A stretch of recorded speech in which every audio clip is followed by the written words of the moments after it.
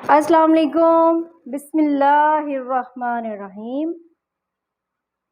आज आपको इस्लामियात के क्वेश्चन आंसर, ठीक है, वो पढ़ाते हैं। तो पहला क्वेश्चन क्वेश्चन क्या है कि जी तौहीद। अब एक लफ्ज़ है तौहीद, उसका मतलब आपको बात बताऊंगी। तौहीद क्योंकि साइन बराबर हो जाएंगे ना, मतलब जब हम बता देंगे तो क्या लिखेंगे, पहले ये एक लफ्ज़ है तौहीद का मतलब क्या है। ठीक है, क्या है जी? अल्लाह, जवाब इसका आएगा ना आंसर।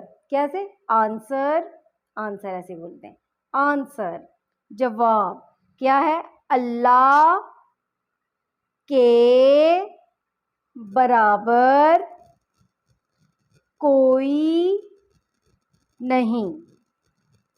ठीक है, अल्लाह एक है। ठीक है, बस